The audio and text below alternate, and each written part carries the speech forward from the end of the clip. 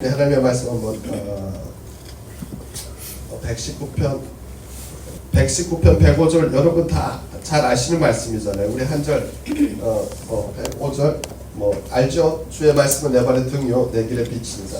제가 읽어드리겠습니다. 주의 말씀은 내 발의 등이요 내 길의 빛이니라. 한 절입니다. 110편 105절입니다. 제가 잠깐 기도하고 같이 말씀을 나누고 또 그 하나님의 말씀에 가여 같이 우리가 하나님 앞에 이 나라와 이 민족의 제사장으로 파수꾼으로 서서 이 나라와 이 민족의 무너진 곳을 막아서서 하나님 앞에 기도하기 원합니다. 기도하겠습니다. 하늘과 땅과 그 가운데 만유를 창조하신 하나님 앞에 다시 한번 감사와 영광을 올려드립니다. 하나님이 나의 인생과 한반도와 한민족 열방의 유일한 주권자이시고 통치자이신 것을 고백합니다. 하나님만이 우리의 예배 대상이시고 하나님만이 우리의 찬송의 대상이시고 하나님만이 우리의 유일한 창조주이심을 고백하며 하나님 앞에 모든 영광을 올려드립니다. 하나님 오늘도 한반도 한민족 가운데 대한민국 가운데 무너진 곳을 막아서서 하나님 이 시대에 느헤미야로 이 시대에 에스더로 이 시대에 다니엘로 하나님 앞에 섰습니다. 하나님 이 땅에 무너진 곳을 막아서서 누군가는 하나님 앞에 느헤미야와 같이 다니엘과 같이 에스더와 같이 불을 지져야 하기에 하나님 오늘도 우리는 우리의 것을 구하고자 나오지 않았습니다. 하나님의 것을 구하고자 나왔고 주님이 우리에게 말씀하신 대로 그의 나라와 그의 의를 먼저 구하고자 나왔사오니 하나님 우리의 기도의 제단을 하나님께서 받아 주시옵소서. 아버지 하나님 우리가 오늘 이 시간 이 나라와 이 민족을 막아서서 하나님 앞에 기도의 제물이 되어 우리 자신을 드립니다. 하나님 우리의 이 시간이 우리가 이 시간 하나님 앞에 나와 기도하는 이 기도의 과정들이 반드시 한반도 한민족 가운데 하나님이 일하시는 놀라운 통로가 되게 하시고 수단이 되게 하여 주옵소서. 하나님 오늘도 우리는 이 나라와 이 민족 가운데 죄악을 걷어내기를 원합니다. 하나님의 진노가 쌓이지 않도록 하나님 이 나라와 이 민족 가운데 하나님의 가증히 여기시고 또 하나님을 대적하는 죄악들이 있다면 우리는 절대로 용납하지 않을 것입니다. 그것을 붙들고 나와 우리는 예수님의 이름으로 대신하여 회개하며 날마다 우리의 나라와 민족 가운데 하나님 앞에서 악을 행하는 것들을 우리는 제거하기를 원합니다. 그리고 하나님 이 땅에 무너지는 곳에 절대로 우리가 가만히 그것을 내버려 두지 아니하고 우리가 서서 하나님과 더 멀어지지 아니하도록 하나님을 대적하지 아니하도록 이 나라의 정치의 영역부터 경제와 문화와 사회 모든 영역까지 하나님 영적인 우리는 촉각을 세우고 영적인 분별력을 가지고 무엇이 하나님을 대적하는지 무엇이 하나님과 원수되는 것인지를 우리는 날마다 분별하며 아버지 하나님 그것을 붙잡고 하나님 앞에 나와 부르짖을 때 하나님 우리를 사용하여 주옵소서. 우리의 기도가 이 나라와 이 민족을 살리게 하여 주옵소서. 우리의 이 기도가 이 나라와 이 민족 가운데 하나님의 통치를 회복하는 기도 되도록 우리 하나님 우리를 붙잡아 주옵소서. 온전히 시간과 공간을 주의 손에 올려드리며 예수님의 이름으로 기도드립니다. 아멘. 여러분 지난 주일날 예배를 들으셨죠? 교회에서 저도 드렸는데 자 지난 주일날 혹시 여러분의 교회 목사님이 설교를 하셨잖아요. 주일날 여러분의 교회 목사님이 설교하신 설교 제목 혹시 기억하시는 분 있어요? 설교 제목? 그 성경 본문. 우리 최고사님 왜 눈이 깜짝깜짝해요? 기억하는 거예요? 성경 본문이 뭐 어딘지 설교 제목이 제일 쉬운 거였네. 주기도 그러면 그 전주는 그래요? 왜 제가 이 질문을 했냐면 몇 년 전에 이 한국의 기독교 방송이 방영했던 프로그램이 하나가 있어요. 그 프로그램이 뭐냐면 주일날 한국의 대표적인 교회를 가서 성도들을 인터뷰하는 거였어요. 그러니까 주일 예배 드리고 이제 나오는 성도들을 인터뷰한 거예요. 그래서 인터뷰를 했는데 이 기자가 어떤 질문을 했냐면 성도들에게 오늘 설교가 어땠습니까? 오늘 예배가 어땠습니까? 그러니까 성도들이 다 은혜로웠습니다. 너무 좋았습니다. 얘기를 하죠. 그래서 기자가 그 얘기를 듣고 그러면 은혜로웠는데 오늘 설교도 좋았고 예배도 좋았다고 얘기하셨는데 혹시 오늘 담임 목사님이 설교하신 설교의 제목이 무엇인지 얘기해 주실 수 있습니까? 질문을 했어요. 그리고 혹시 성경 본문은 어디 본문을 가지고 설교를 하셨는지. 재미난 건 뭐냐면 그 질문을 했을 때 오늘 목사님의 설교 제목은 이것입니다. 오늘 목사님이 설교하실 때 성경 본문 이것을 가지고 하셨습니다. 이렇게 자신에게 답변했던 성도가 몇 명일 것 같아요? 답을 못한 사람들이 70%. 그러니까 30%는 답을 한 거예요. 그러니까 17명은 너무 은혜롭고 좋았습니다 이러고 나왔는데 막상 오늘 설교 제목이 무엇이었습니까? 오늘 성경 본문 어디를 가지고 설교하셨습니까? 질문을 하니까 답을 못한 거죠. 물론 기억하지 못할 수도 있어요. 근데 저는 그걸 이렇게 보면서 제 마음에 그런 생각이 들었어요. 그 질문이 목회자인 저 자신에게도 그리고 또 그 말씀을 들었던 성도들에게도 그리고 뭔가 주는 중요한 시사점이 있는 것 같아요. 분명히 그 하나님의 말씀이 주일날 선포됐지만 아마 그 말씀의 그 제목이나 또 혹은 성경 본문을 기억하지 못하는 것은 그들에게 완전히 가슴에 와닿는 레마로 이렇게 가슴에 와닿는 말씀이 아니었나, 그런 말씀이 아니었을 수도 있겠다, 그런 생각이 들어요. 그러니까 뭔가 정말 그들의 가슴에 와닿아서 뭔가 획기적인 어떤 자기들 안에 영적인 그런 어떤 그런 임팩트 있는 그런 변화 혹은 그런 어떤 깨달음들이 있었다면 기억을 할 수도 있을 텐데 아마 그렇게 와닿지 않았을 수도 있겠다는 그 생각을 해본 거죠. 물론 그것은 목회자의 책임일 수도 있어요. 설교를 하는 저와 같이 말씀을 전하는 목회자의 책임일 수도 있고 아니면 그 말씀을 듣는 성도들의 책임일 수도 있어요. 그런데 제가 왜 이 얘기를 하느냐 하면 우리가 말씀을 전하는 자의 입장이나 혹은 그 말씀을 듣는 자의 입장에서 항상 하나님의 말씀이 무엇인지, 그 말씀이 왜 우리에게 선포되어야 하고 우리는 그 말씀을 왜 들어야 되는지에 대한 깊은 묵상이 필요해요. 왜 하나님이 오늘 이 시대에 우리에게 이 말씀을 주셨는지, 그 말씀이 과연 목적하는 바가 무엇인지, 성경 66권의 하나님의 말씀이 이 시대 가운데 오늘 21세기를 2025년을 살아가는 우리에게 왜 주어졌는지, 왜 오늘 우리는 이 말씀을 들어야만 하는지에 대한 깊은 고민이 필요한 거죠. 그러니까 목회자가 설교를 위한 설교를 하면 안 되고 저 같은 목회자도 또 성도도 예배를 위한 예배로 그렇게 나와서 자리만 지키다 돌아가는 이러한 것으로는 우리는 이 하나님의 말씀의 본질적인 의미를, 목적들을 제대로 이해할 수 없다는 거예요. 정말 이 말씀에 대한 깊은 고민이 있어야 된다고 하는 것을 저는 그 프로그램을 보면서 다시 한번 이렇게 느끼게 된 거죠. 그래서 항상 말씀을 준비할 때 제 안에 거룩한 부담이 있고, 그리고 내가 왜 이 말씀을 성도들에게, 청중들에게 전해야만 하는지에 대한 항상 나 자신은 거기에 대한 하나님 앞에 깊은 그런 고민과 질문을 던지면서 말씀을 준비하고자 합니다. 우리는 항상 내가 목회자이지만 설교를 위한 설교를 하고 있지는 않은지 반성해야 되고, 성도들도 그냥 예배를 위한 예배를 드리고 있지는 않은지 반성하는 것이 하나님의 말씀의 본래 목적을 우리 가운데서 회복하는, 왜냐하면 여러분 말씀이 없으면 나머지는 전혀 의미가 없어요. 여러분 우리의 기도든 우리의 교회에서의 생활이든 하나님의 말씀이 없으면 그건 의미가 없어요. 그건 그냥 일반 종교 생활이에요. 하나님의 말씀이 우리 가운데 있기 때문에 그 말씀으로 인하여 우리의 정체성이 달라지는 거야. 하나님의 말씀으로 인하여 우리의 기도가 달라지고 우리의 예배가 달라지고 우리의 믿음의 삶이 달라지는 거죠. 하나님의 말씀이 우리의 정체성을 결정하는 거죠. 말씀 위에 모든 것이 있는 거예요.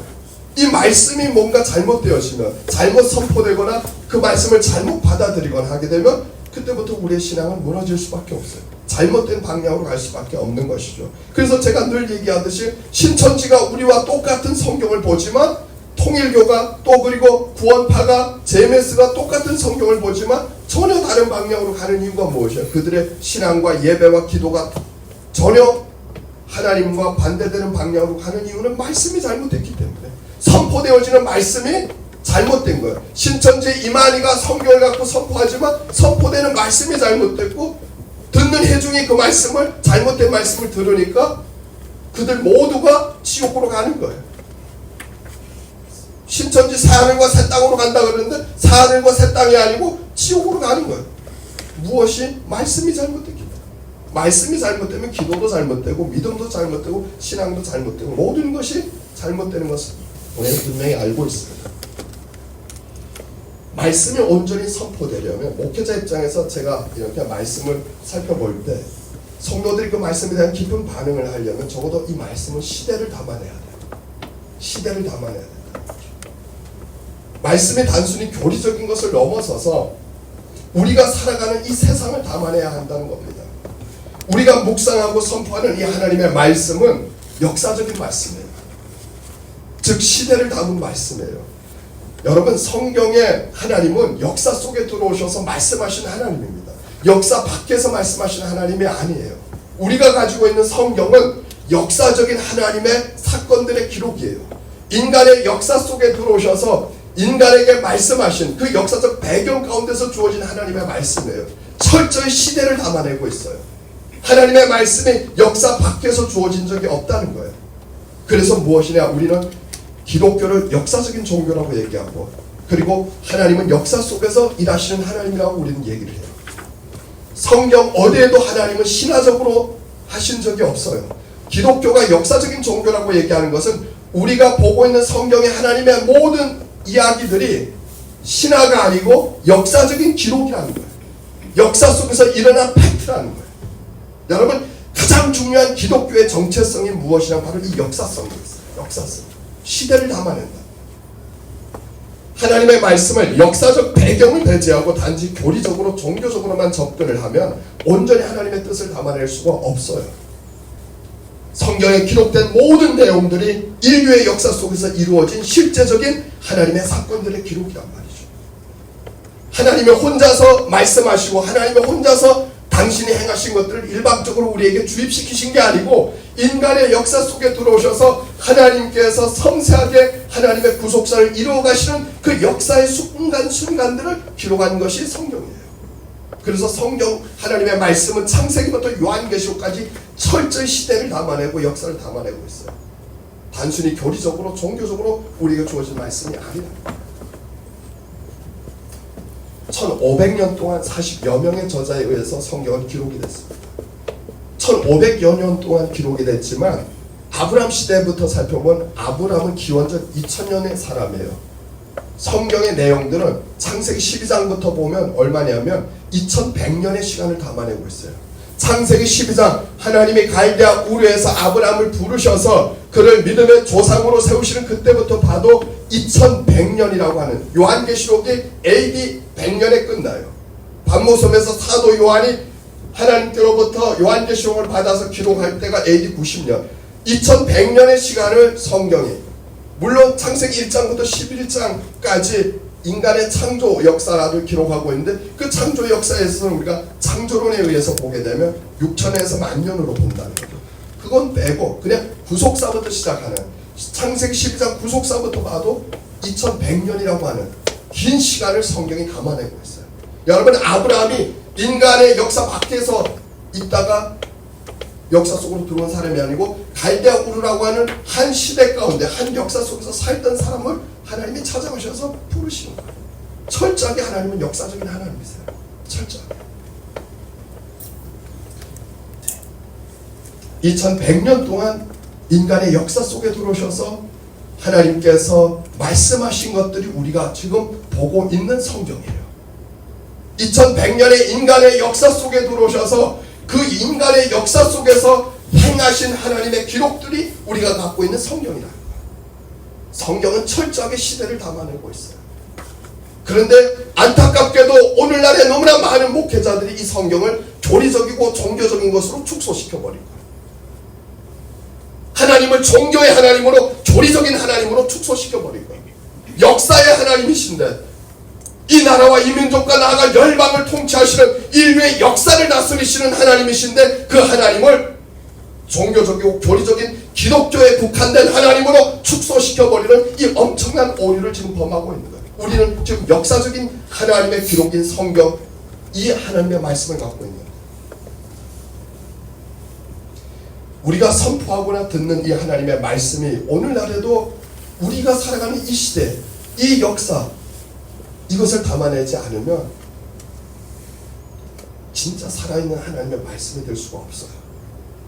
단순히 교리적으로, 종교적으로, 그리고 개인의 영혼의 만족만을 주는 도덕적이고 윤리적인 것으로 국한시켜서 하나님의 말씀을 우리가 전하는 순간 하나님은 역사의 하나님이 되실 수가 없고 하나님의 통치를 온전히 우리는 이 시대 가운데 이뤄갈 수가 없다는 거예요.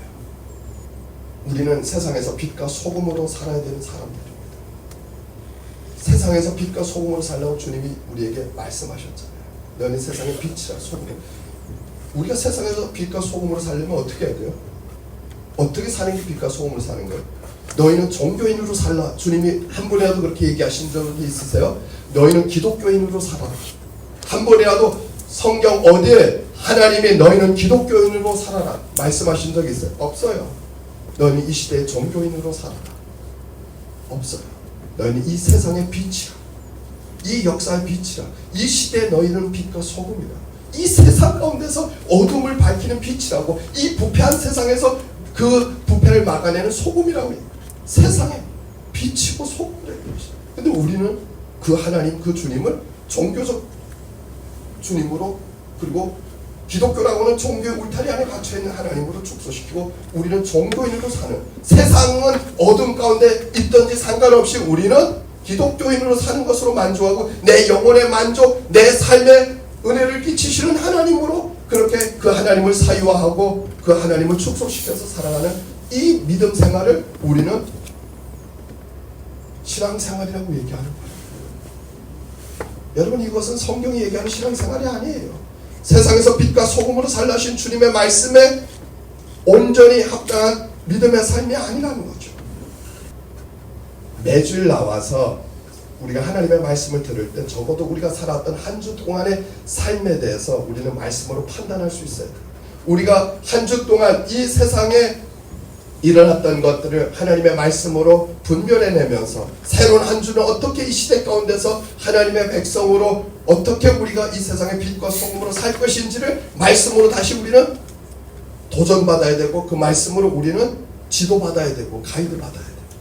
세상에서 어떻게 우리는 하나님의 백성으로 그리스도인으로 살아갈 것인지에 대해 말씀으로 도전받고 그리고 그 말씀이 우리를 인도해가는 이 일들이 주일날 일어나야 돼요. 교회에서 말씀을 전하는 자는, 선포하는 자는 그 일들을 하는 거예요. 종교 행위하기 위해서 주일날 나와서 말씀을 전하거나 듣는 게 아니고 또 세상에서 새로운 한 주를 살아가면서 어떻게 세상에서 빛과 소금으로 그리스도인으로 살아가야 될지에 대해서 하나님의 말씀으로 지도받기 위해서, 하나님의 말씀으로 우리가 가이드받기 위해서 나온 거예요. 그 말씀이 한 주 동안 세상에서 그 빛과 소금으로 살아가도록 그렇게 우리를 가르쳐야 돼요. 인도해야 된다는 거죠. 하나님이 우리에게 성경 말씀을 주신 것은 종교생활 열심히 하라고 주신 게 아니에요. 이것을 넘어서 이 시대를 변혁하여 하나님께서 온전히 역사의 통치자이신 그 하나님이신 것을 보이시라고, 그 하나님의 통치를 회복하여 이 우리가 살아가는 시대 가운데, 이 역사 가운데 바로 하나님이 모든 역사의 주인이신 것을 나타내라고 하나님께서 오늘 우리에게 말씀을 주신 거예요. 하나님의 말씀은 영혼의 양식일 뿐만 아니라 이 시대를 살아가는 우리의 발의 등이 되고 빛이 되는 걸 여러분 믿으십니까? 영혼의 만족만을 주는 것을 넘어서서 우리가 이 살아가는 세상에서 우리가 어떤 방향으로 어떤 길을 가야 되는지를 인도해가는 바로 오늘 말씀이, 주의 말씀은 내 발의 등이요 내 길의 빛이요. 여러분, 왜 이 말을 하는지 아세요? 이 시편 110편을 누가 썼죠? 다윗이 썼어요. 다윗은 누구죠? 이스라엘의 왕이에요. 이스라엘의 왕이라고.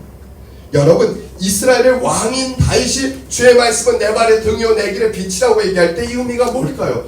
이 다윗은 개인 한 사람의 자기의 신앙의 고백으로 이걸 쓰는 게 아니에요.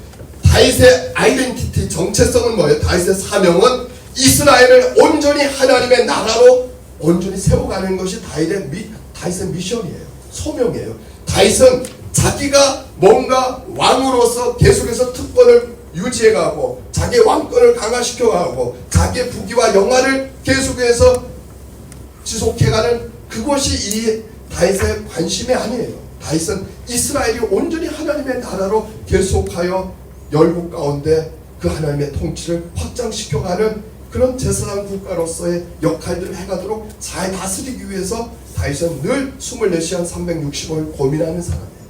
여러분, 시편을 읽을 때 다인 개인의 고민으로 끝나면 그것은 시편의 본래 의미를 제대로 이해하는 게 아니에요. 이 다윗은 어떻게 하면 이 이스라엘을 온전히 하나님의 나라로 세워갈 것인가. 여러분, 주의 말씀은 내 발의 등이라고 얘기할 때 이 다윗이 이 고백을 할 때 이 고백이 뭘까요? 자기가 왕으로서 이 나라를 통치할 때 하나님의 말씀이 뭐예요? 자기의 통치의 등불인 거예요.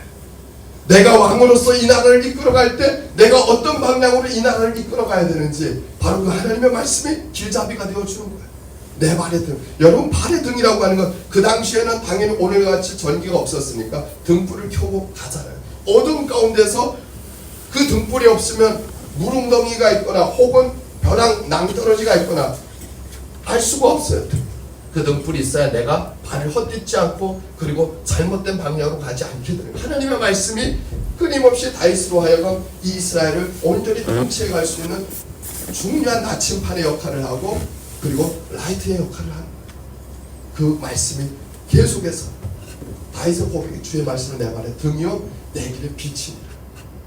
이 어두운 세상에서 어떻게 하나님의 뜻대로 이 나라를 통치할지 여기에 하나님의 말씀이 계속해서 그 가이드를 해줘요. 그 고백이에요. 여러분, 다윗은 자 보세요. 다윗은 왕으로서의 소명의식이 더 클까요? 다윗 개인이 어떻게 이 땅에서 잘 먹고 잘 살까? 그런 자기의 삶에 대한 그런 애착이 더 클까요? 아니 그냥 뭐 어렵지도 않잖아요. 당연히 전자죠. 다윗은 어떻게 하면 이 이스라엘 나라를 하나님의 뜻대로 온전히 하나님의 나라로 신정국가로 잘 유지해갈까?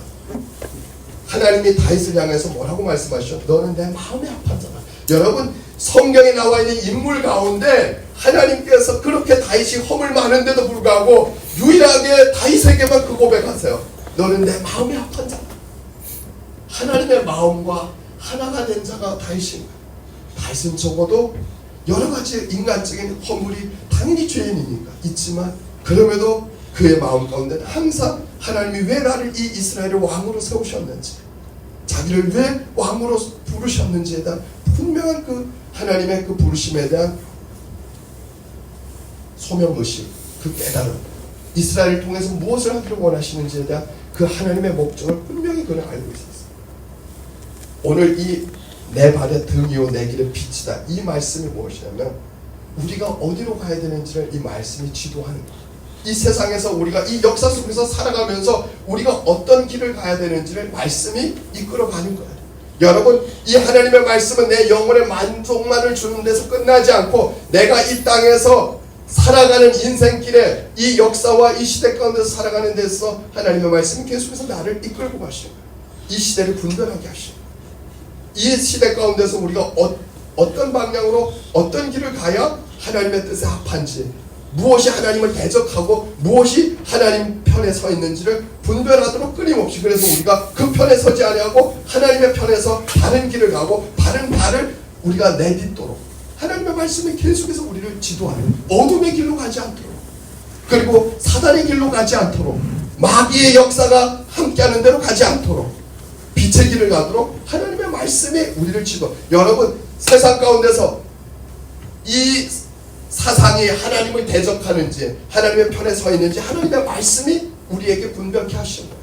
아니에요? 여러분, 세상의 이데올로기나 그리고 세상 오늘날 지금 대한민국에서도 여러분이 보고 계시는 이런 남남 갈등이나 국론 분열 가운데서 어느 쪽이 하나님의 뜻에 그래도 부합하고 어느 쪽이 더 하나님을 대적하는 쪽보다 더 하나님께 가까운 쪽에 있는지 뭘로 분별할 거예요? 여러분의 이성으로, 여러분의 사상으로, 여러분의 상식으로.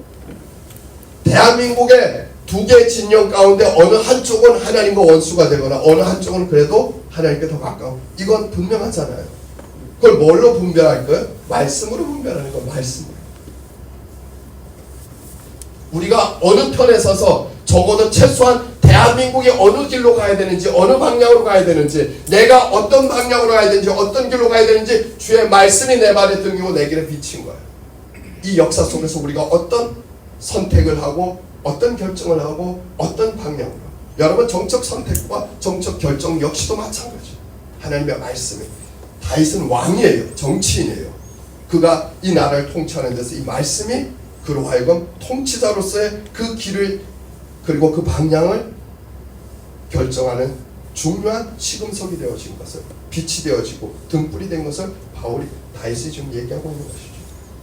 오늘 시편은 구약 말씀입니다. 구약 말씀. 여러분, 구약 말씀이 뭐죠? 구약의 말씀은, 구약은 이스라엘 백성이라고 하는 한 나라와 민족에게 주어진 하나님의 말씀이에요. 구약 39권은 누구에게 주어진 거예요? 이스라엘 백성에게 주어진 거예요. 역사 속에 존재했던 히브리인들에게 주어진 말씀이에요. 구약의 말씀은 철저히 역사 배경에서 기록되어진 이집트의 430년의 노예 생활을 하던 그 이스라엘 백성들을 모세를 통해서 건지셔서 역사 속에서 계속하여 하나님이 일하시는 것들을 가나안이라고 하는 메소포타미아 그 땅에 하나님의 약속의 그 백성들을 이끌어 오셔서 하나님의 나라를 세우시고 이 모든 것들이 역사적 과정 가운데서 일어나서 하나님이 율법을 주셔서 역사 속에서 이스라엘 나라를 실제로 세우시고 그리고 그 이스라엘 나라가 하나님의 율법 중심으로 구약의 말씀을 통해서 계속해서 통치함을 받는 여러분 율법이 이스라엘 백성에게는 구약의 이스라엘 백성에게는 이 율법이 무엇이었을까요? 종교적 가르침이었을까요? 아니면 국가의 헌법과 민법과 형법의 기능을 했을까요? 법치주의 국가 이스라엘의 근간이 되어지는 바로 그것은 일반 율법 오늘날 우리는 율법을 자꾸 종교적으로 다루지만 이스라엘 백성에게는 이것은 그들의 헌법이에요. 율법이 헌법이고 민법이고 그래서 레위기나 출애굽기나 보게 되면 얼마나 개인의 삶에서부터 시작하여 가정 부부 간의 관계부터 이웃 간의 관계부터 시작해서 엄청난 민법과 형법과 그 모든 오늘날의 법에 대한 법전이에요. 법전. 그래서 율법은 이 토라라고 하는 것은 히브리어적인 개념으로 법전이라고 법전. 창세기부터 출애굽기, 레위기, 민수기, 신명기, 모세, 오경을 법전이라고 해요. 토라라. 이건 법이에요. 이스라엘은 헌법이 무엇이죠? 율법이라고 해요. 이 율법. 하나님은 유대교를 만드시지 않았어요. 여러분 구약에 하나님은 유대교를 만드신 적이 없어요. 이스라엘 나라를 만드시고 그 나라를 통치해가는 그 나라를 움직이는 법치주의 국가로 나라를 세워가는데 근간이 되어지는 이 법을 주신 것이 율법이에요. 근데 여러분 율법에 우리가 예를 들면 이거잖아요. 굽이 갈라지고 색임질하지 않는 짐승 먹지 말라. 그걸 왜 주셨을까요? 오늘날로 얘기하면 굽이 갈라졌지만 색임질하지 않는 짐승 먹지 말라. 돼지가 그러잖아요. 굽은 갈라졌지만 색임질하지. 왜 먹지 말라 하셨을까요? 여러분 그 당시에 돼지는 가나안 지역의 이방인들이 제물로 드렸던 자기들이 이방 신에게 드렸던 그런 제물이 돼지예요. 돼지. 하나님이 먹지 말라고 하신 것 그것은 그 당시에 가나안 지역의 이방인들이 행했던 것들을 하지 말라는 거예요. 이스라엘은 거룩한 하나님의 나라이기 때문에 이방인과 구별되라고 하셔서 이 법을 주신 거예요. 율법을 주신 거예요. 율법을 그냥 주신 게 아니고 그 당시에 하지 말라고 하는 것들은 그 당시에 가나안의 이방인들, 이교도들은 다 했던 것들이에요. 그러니까 이교도들이 다 하는 걸 하지 말라. 너희는 거룩한 하나님의 백성이니까. 엄밀하게 하면 굽이 갈라지고 색임질하지 않는 거 오늘 우리 돼지 잘 먹잖아요. 돼지 전혀 문제 없어요. 먹어도 되는데 무엇 때문에 그 당시에는 이방인들이 그것도 하나님 앞에서 제물로 드리는 이스라엘 백성 양이나 염소를 제물로 드리는 이스라엘 백성과 다르게 그들은 개도 돼지도 잡아서 이교도들은 그렇게 제물로 드렸던 하나님이 그들처럼 하지 말라. 구별되라고 그걸 주시고 구별된 삶. 그런데 그들은 그 구별되고 하나님 앞에 거룩한 백성으로 살아가는 삶을 성공적으로 살아내지 못했어요. 이스라엘 백성들은 안타깝게도 이교도들의 삶을 답습하면서 그들처럼 그렇게 이스라엘 백성의 정체성을 잃어버리고 이방인같이 살다 결국 하나님의 버림을 받죠. 구약의 이스라엘 백성들 왜 하나님께서 신정국가를 세우셨을까요? 신약과 구약을 우리가 봤을 때 신약을 이해하려면 구약을 이해해야 돼요. 구약을. 여러분 제사라고 하는 이 제도가 다 뭐예요? 예수님의 예표랍니다. 예수님의 오실 예수님에 대한 예표라는 거죠. 자 그런데 보면 하나님은 놀랍게도 나라를 먼저 세우세요. 나라를. 이스라엘 백성에게 이 나라라고 하는 개념이 무엇인지를 이해해야 오늘날 킹덤 하나님의 나라의 개념을 신약시대에 이해할 수가 있어요. 예수님이 승천하시기 전에 40일 동안 제자들에게 뭘 가르치셨어요? 하나님 나라에 대해서 가르치셨어요. 여러분 예수님이 승천하시면서 가장 중요한 걸 가르쳐야 되잖아요. 제자들에게. 예수님이 40일 동안 부활하시고 나서 제자들에게 승천 전에 가장 중요한 에키스를 가르쳐야 되는데 3년 6개월 동안 가르쳤던 걸 다 축약해서 에키스를 가르쳤는데 40일 동안 하나님 나라에 대해서 가르친 거예요. 구약도 나라의 이야기예요. 신약도 하나님 나라의 이야기예요. 하나님의 나라가 뭐예요? 하나님이 왕이 되시겠다는 거예요. 여러분, 이스라엘 나라를 세우셨어요. 왜? 모든 나라가 썩었기 때문에. 가나안 땅에 있었던 모든 나라가 우상의 나라로 썩었기 때문에. 왜 그러냐? 그 당시에 가나안 지역에 있던 모든 나라들은 신들이 통치하는 나라였어요. 고대는 오늘과 다르게 무신론자가 없어요.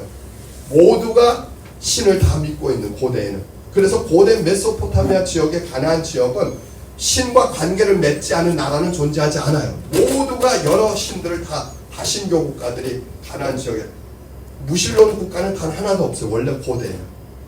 고대 자체가. 무신론자는 존재하지도 않아요. 그러니까 이 이스라엘 백성이 세웠던 그 가나안 땅의 그 나라, 이스라엘 나라 주변의 모든 이 나라들, 미디안 족속부터 블레셋, 암몬, 모압 족속, 다 신들이 있어요, 없어요? 성경에 나와요. 다 여러 신들을, 다 신교 국가들이에요. 신들과 관계를 맺는. 그래서 그 나라들은 가보면 나라의 중심에 다 신전들이 있는 거예요, 신들. 그리고 왕들은 신의 통치 대리자로서 그 나라를 다스리는 거예요. 모든 나라들이 신과 관계를 맺고, 하나님이 왜 나라를 세우셨는지 알아요? 그 우상의 나라들 가운데 이 나라, 이스라엘 나라. 신들이 다스리는, 그 가짜 신들이 다스리는 우상의 나라 가운데 진짜 신이 다스리는 이스라엘 나라를 세우신 거예요. 이 나라가 진짜라. 하나님이 다스리시는 이스라엘이 진짜랍니다. 이사야 44장 6절의 말씀입니다. 이스라엘의 왕인 여호와, 이스라엘의 왕인 여호와, 이스라엘의 구원자인 만군의 여호와가 이같이 말하노라. 나는 처음이요 나는 마지막이라. 나 외에 다른 신이 없느니라. 이스라엘의 왕인 여호와께서 말씀하시는데 나 외에 다른 신이 없다. 주변에 있는 모든 신들이 다스리는 나라들은 다 가짜다. 내가 다스리는 진짜 신인, 처음과 나중에 되시는 진짜 신인 내가 다스리는 이 나라만이, 정말 이 나라만이 온전한 나라다. 이 얘기 하시는 거예요. 이스라엘 나라만이 진짜 나라. 다른 나라는 가짜 신이 다스리는 참 나라가 아닌 것을, 참 신이 다스리는 이스라엘만 진정한 나라인 것을. 이스라엘 백성의 구약의 말씀은 종교적 가르침이 아니에요. 이스라엘 백성에게 하나님의 말씀은 정치의 영역부터 시작해서 모든 삶의 영역, 그 나라의 모든 공적 영역에 진짜 신이신 여호와께서 다스리시는 그 모든 영역, 정치, 경제, 문화, 사회 모든 영역을 다스리시는 바로 그 하나님, 신, 진짜 참 신이신 이스라엘 왕인 그 하나님의 모든 영역을 다스리시는 그 나라, 그 나라가 바로 이스라엘 나라이고, 이스라엘 나라의 백성이 바로 우리가 알고 있는 유대인들이에요. 근데 안타까운 건 유대인들이 뭘 하죠? 유대교로, 종교로 전락해요. 이스라엘의 왕인 여호와를 유대교의 하나님으로 전락시켜요. 오늘날 현대 그리스도인들의 문제가 뭐냐면, 왕이신 하나님, 대한민국의 왕이시고 한반도와 열국의 왕이신 하나님, 인류의 역사의 주관자이시고 열방의 왕이신 하나님을 기독교의 하나님으로, 종교의 하나님으로 축소시켜버리는 거예요. 여러분, 하나님은 단 한 번도 기독교라고는 종교를 우리에게 만들려고 하신 게 아니에요. 하나님은 열국의 하나님이시고 우리의 나라와 민족과 이 모든 역사의 왕이신 하나님이시는데, 그 하나님을 역사의 하나님으로 회복하고 열국의 하나님으로 회복하라고 오늘 저와 여러분을 그리스도 안에서 구속하신 줄 믿으시기 바랍니다. 대한민국의 왕이신 하나님, 한반도 한민족의 왕이신 하나님, 열방의 왕이신 하나님을 회복하라고 우리를 예수 그리스도 안에서 구속하여 하나님의 나라 백성 삼으신 거예요. 그걸 회복하라고. 기독교의 하나님을 믿으라고 우리를 부르신 게 아니고, 기독교의 하나님으로 축소시켜서 내 개인의 영혼만을 만족시키는 사유화된 하나님을 만들라고, 믿으라고 우리에게 믿음을 주시고 구원을 주신 게 아니라는 거예요. 우리 하나님은 대한민국의 왕이셔야 합니다. 우리 하나님은 한반도 한민족의 왕이셔야 합니다. 우리 하나님은 열국의 왕이셔야 해요. 그런데 이스라엘은 안타깝게도 그 하나님을 모든 열국의 하나님으로 확장시켜 가야 되는 이 선교적 사명을 망각하고 유대교의 하나님으로 전락시키는, 그것이 이스라엘이 망한 이유예요. 하나님을 축소시킨 것이 이스라엘이 역사의 뒤안길로 사라지는 하나님이 이스라엘을 버리신 이후에 오늘의 한국교회도 마찬가지입니다. 우리 하나님을 대한민국의 왕으로, 한반도 한민족의 왕으로, 열국의 왕으로 회복하는 이 역사 속에서 그 일들을 우리가 그 미션을 수행하지 않으면 우리 대한민국의 정치, 경제, 문화, 사회 모든 영역에 우리 하나님이 왕이심을 온전히 우리가 선포하고 회복해가는 이 영적 싸움을 온전히 이뤄내지 않으면 우리는 기독교라고 하는 종교로 전락되어져서 우리는 역사의 뒤안길로 사라질 수도 있습니다. 가짜 신들이 중심이 되어 있던 그 이교도의 나라 가운데서 하나님은 진짜 참 신이신 하나님이 다스리시는 그런 신정국가 이스라엘을 세우신 것이죠. 그 모델을, 모판을, 이런 나라가 많이 세워지기를, 이스라엘을 통해서 이런 나라가 가나안 지역으로 나아가서 지구촌 열국 가운데로 확장되어지는 것이 하나님의 꿈이에요. 하나님이 역사의 왕이신 것. 에덴에서 타락한 인간은 하나님이 왕이신 것을 거부하기 시작했어요. 하나님이 왕이신 것. 안타깝게도 하나님이 이스라엘의 왕이시고 하나님이 이스라엘을 다스리시면서 이 샘플, 이 모판을 모든 나라들에 적용하여 이스라엘은 끊임없이 역사 속에서 그 이스라엘의 왕이신 하나님이 열국의 왕으로 확장되어가는 이 미션을 수행해야 했지만 그것을 그들은 온전히 이루어가지 않았다는 것이죠. 안타까운 건 이스라엘은 이교도들과 똑같이 주변 나라와 똑같이 뭘 해요? 사무엘시대에 보면 인간 왕을 세워달라고 해요. 이스라엘 왕이 하나님이십니다. 그래서 사무엘상 8장 7절에 하나님의 말씀입니다. 여호와께서 사무엘에게 이르시되 백성이 내게 한 말을 다 들으라. 이는 그들이 너를 버림이 아니요 나를 버려 자기들의 왕이 되지 못하게 합니다. 하나님이 뭐라고? 야, 저들이 너를 버린 게 아니야. 나를 버려서 자기들의 왕이 되지 못하게. 여러분, 하나님은 이 나라의 왕이 되기를 원하시는 분이세요. 이스라엘 왕, 근데 그들은 그 왕 대신 하나님을 버려요. 이스라엘은 스스로 종교로 전락해요. 여러분, 기독교를 믿지 마세요. 역사의 주인이신 하나님을 믿으세요. 종교를 믿지 마세요. 우리 기독교라고 하는 종교를 믿는 게 아니고 역사의 주인이시고 대한민국과 모든 열국의 왕이신 하나님을 믿는 거예요. 참 신이신 창조주이신 그 하나님이 다스리시는 그 나라를 우리는 이 땅 대한민국과 우리 민족 한반도 가운데 그리고 열국 가운데 회복해가는 그 일들을 위해서 하나님은 저와 여러분을 부르신 거예요. 선교는 바로 그거예요. 하나님을 인정하지 않던 그 나라들에서 하나님을 인정하고 하나님의 왕되심을 부정하던 그곳에서 그리스도의 십자가에 피 묻은 복음을 위하여 그들이 하나님의 왕되심을 인정하는 바로 그 일들이 일어나는 것을 우리는 선교라 얘기하고 구속이라고 얘기하는 거예요. 기독교라고 하는 종교를 전파하기 위해서 제가 선교사가 되어 선교가 그렇게 이루어지는 게 아니에요. 제가 선교사가 된 것은 기독교라고 하는 종교를 북한 땅에 전파하기 위함이 아니고 그 땅에 하나님의 통치를 회복하기 위함이에요. 북한 땅에 김정은이가 진짜 왕이 아니고 하나님이 진짜 그 땅의 왕이심을 그들에게 알리기 위함이에요. 찬송과 영광을 받아야 될 존재가 김씨우상이 아니고 그 땅에서 우리 삼위일체 하나님이신 것을 그 2,500만에게 알리기 위하여 선교사가 되는 거예요. 기독교라는 종교를 전파하기 위해서가 아니고 우리 하나님이 진짜 왕이신 것을 알려드리기 위함이죠. 이스라엘에게 주신 율법, 구약의 말씀은 종교생활을 위한 지침서로 알고 있다면 우리는 구약과 이 율법의 말씀을 제대로 이해하지 못한 것입니다. 이스라엘의 율법은 이스라엘의 정치, 경제, 문화, 사회 모든 영역을 다스리는 하나님의 법이었고 그것은 이스라엘이 하나님이 왕이심을 온전히 수용하는 그리고 그 하나님의 통치를 온전히 이루어가는 근간이었습니다. 그래서 우리가 구약의 하나님의 말씀을 보면 한 번도 하나님은 구약의 종교를 만드시려고 한 게 아니고 나라를 세우셨어요. 그래서 여러분 보면 이슬람 그리고 불교, 힌두교 모든 것과 차별화되어지게 가장 중요한 건 하나님은 나라를 세우시고 그 나라의 왕이 되시는 여러분 이건 어떤 종교에도 없는 거예요. 왜? 하나님이 진짜 왕이셨거든요. 타락하기 전 창세기 전에 그 하나님께서 에덴에서 아담을 창조하시고 모든 창조에 하나님이 왕이셨거든요. 근데 인간이 타락하면서 그 하나님의 왕되심을 부정하고 여러분 타락은 뭐예요? 하나님의 왕이심을 인정하지 않는 거예요. 그냥 쉽게 얘기하면.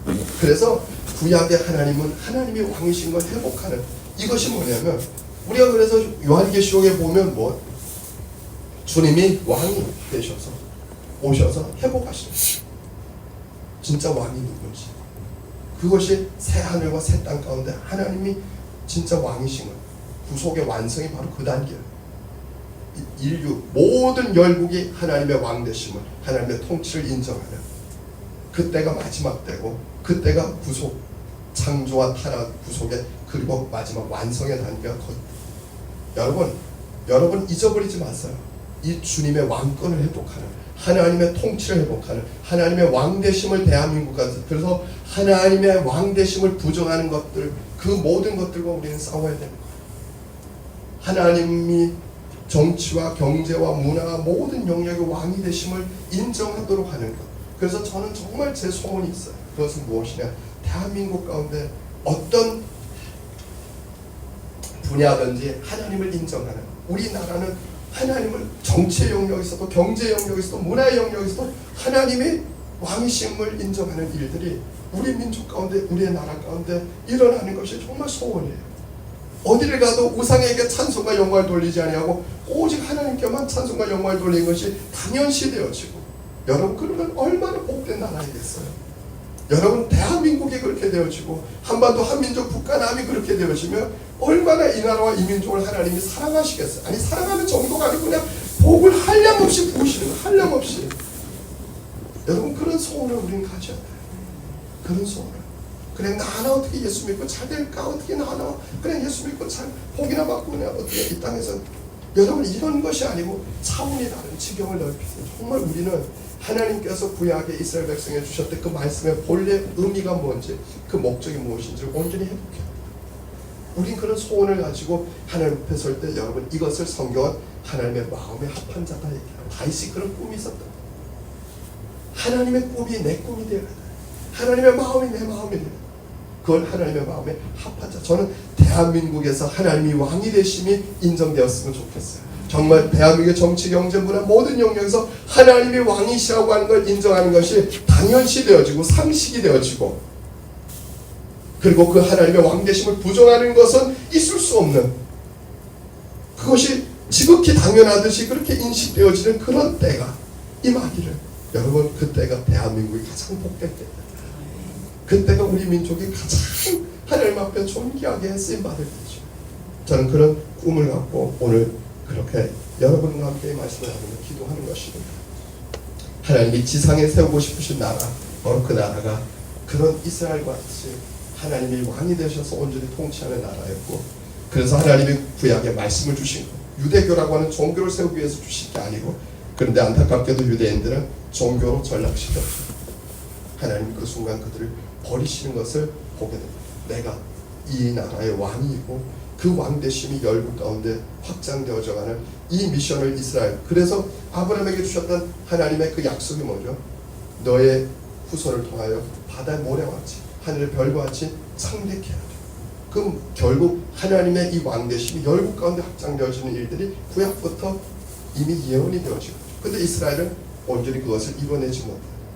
다윗은 계속해서 그것을 확장해가고, 솔로몬 시대까지도 계속해서 그것을 확장해가는, 그래서 수많은 솔로몬 시대에도 주변 나라들이 와서 이스라엘 왕인 이 여호와 야훼 하나님만이 진짜 신이십니다. 스마 여왕부터 와갖고 찬양하잖아요. 하나님만이 메소포타미아 그 확장이 되어져가면서 이스라엘의 하나님만이 참 하나님이십니다. 참 창조주이십니다. 참 이 역사의 왕이십니다. 그 인정하는 일들이, 그것이 이스라엘이 하는 일들이에요.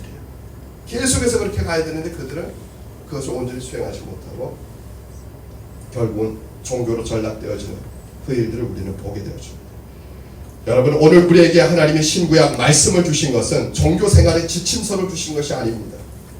하나님 나라를 이 땅에 세워가라고 우리에게 말씀을 주신 것을 믿으시기 바랍니다. 신구약 하나님의 말씀이 우리에게 먹어진 것은 기독교라고 하는 종교를 만들기 위함이 아니고 이 시대의 이 역사 가운데서 하나님의 나라를 회복하기 위함입니다. 하나님이 왕이 되시는 나라, 하나님의 말씀이 정치, 경제, 문화, 사회 모든 영역을 다스리는, 마치 이스라엘에 하나님이 주셨던 율법과 구약의 말씀이 이스라엘의 정치, 경제, 문화, 사회 모든 영역을 다스렸던 것처럼 오늘 우리에게 주어진 이 하나님의 말씀이 우리나라의 모든 영역을 다스리고, 그 하나님의 말씀이 모든 영역의 기준이 되어지는, 스탠다드가 되어지는 바로 그 일들이 우리의 나라와 민족과 영국 가운데 이루어지도록 하기 위해서 오늘 하나님이 우리에게 생명의 말씀 신구약 성경을 주신 것을 믿으시기 바랍니다. 종교적 지침서가 아니라 그걸 넘어서서 이 하나님의 말씀으로 하나님의 왕되심과 그분의 나라를 회복하시기 위해 하나님께서 말씀을 주신 것입니다. 여러분, 우리는 기독교라고 하는 종교로만 하나님의 말씀을 축소하는 오류에서 빨리 벗어나야 합니다. 영혼의 만족을 넘어서서 교회는 이 세상에서 하나님의 나라의 백성답게 하나님의 통치를 회복하는, 하나님의 나라를 확장시켜가는 그 일을 위하여 성도들이 부름받았음을 분명하게 깨닫고 그 성도들 말씀으로 훈련시켜 세상 가운데 하나님 나라를 확장시켜가는 하나님의 백성으로 파송해야 되는 것이 오늘날 교회의 역할입니다. 주일날 우리는 왜 말씀을 선포하느냐? 바로 그 말씀을 통해서 이들이 또 새로운 한 주 나아가서 세상의 영역, 그들이 속한 영역만에서 하나님의 통치를 회복하고 하나님의 왕되심을 그렇게 인정하도록 하는 그 싸움을 해가도록 우리는 도전하고 그들을 훈련시켜서 세상으로 파송하는 바로 그런 공동체가 교회인 것입니다. 대한민국 작금의 상황에 너무 많은 목회자들이 침묵하고 있습니다. 나라가 동강나고 국민들이 아비규환 상황에 놓여 있는데도 여기에 대해서 두리뭉실하게 기도만 하자고 얘기하고 침묵하고 있습니다. 대한민국 가운데 어떻게 하나님 나라를 회복해야 되는지를 가르쳐야 하고, 그리고 그 하나님 나라를 회복하기 위하여 우리는 이렇게 기도해야 된다고 분명히 말씀을 통해서 우리에게 지도를 해야 되는데 목회자들이 침묵하고 교회가 침묵하고 있죠. 그러니 이 나라가 하나님 나라가 되겠어요, 안 되겠어요? 이 나라의 정치, 경제, 문화, 사회 영역 가운데 하나님을 인정하는 하나님의 통치가 회복되겠어요, 안 되겠어요? 아니, 교회가 침묵하고 목사들이 거기에 대해서 침묵하는데, 이렇게 말씀을 전하는데 당연히 성도들도 나가서 내가 그런 말씀을 들은 적이 없으니까 하나님 나라를 확장하는 하나님의 왕되심을 회복해가는 그 일을 할 수가 없어요. 그래서 말씀을 전하는 자나 듣는 자가 이 하나님의 말씀이 왜 주어졌는지에 대한 분명한 그 말씀의 목적들을, 하나님이 왜 이 말씀을 이 시대 가운데 이 역사 속에서 우리에게 주셨는지를 분명하게 우리가 깨달아야 이 말씀을 가지고 우리는 세상 가운데서 이 싸움을 하게 되는 거예요. 하나님의 말씀이 내 발에 등이 되고 내 길에 빛이 되도록 성도들에게 가르쳐요. 성도들이 무엇을 싸워야 할 대상으로 분별을 하고, 그리고 우리가 어떤 길로 어떤 방향으로 가야 되는지 이 말씀이 계속해서 그렇게 이끌어갈 수 있도록 하나님의 말씀이 교회에서 온전히 선포되어야 하는 것입니다. 안타깝게 많은 목회자들이 강단에서 열심히 하나님의 말씀을 전파하지만 마치 지금의 대한민국의 상황하고는 아무 상관이 없는 것처럼 그냥 개인의 영혼에 만족을 주고 개인의 도덕적 윤리적인 그것에 포커스를 맞춰서 메시지를 전하는 것들을, 그리고 영혼의 양식이라고 말씀을 강조하는 것들을 우리는 보게 되는 것입니다. 하나님 나라를 건설하기 위해서 주어진 이 하나님의 말씀에 대한 이 본래 의미와 그리고 이 목적들을 상실한 채 우리는 또 종교적으로 축소시키는 유대인과 똑같은, 히브리인과 똑같은 그런 오류에 빠지고 있는 것들을 보게 되었습니다. 저는 다시 한번 여러분에게 강권하고 싶습니다. 하나님의 말씀이 여러분의 삶의 등불이 되고 길에 빛이 되어지시기를 주의 이름으로 축원합니다. 정말 하나님의 말씀이 여러분이 이 세상 가운데, 이 시대 가운데 살아가는 데서, 여러분이 이 세상의 모든 영역을 판단하는 데서 그 말씀이 빛이 되어지고, 이 세상 가운데서 여러분이 하나님의 통치, 하나님의 왕되심, 하나님의 나라를 회복해 가는데 그 말씀이 여러분의 발을 이끌어가고 여러분의 길을 비춰줄 수 있기를 주의 이름으로 정말 간절히 축원합니다. 그래서 여러분이 이 세상에서 하나님의 나라를 회복해가는 바로 그 하나님의 나라의 백성으로 온전히 살아갈 수 있도록 그렇게 그 말씀과 그리고 그 성령의 인도하심이 여러분에게 계속되어지기를 주의 이름으로 간절히 축원하고 또 소망합니다. 기도하겠습니다. 우리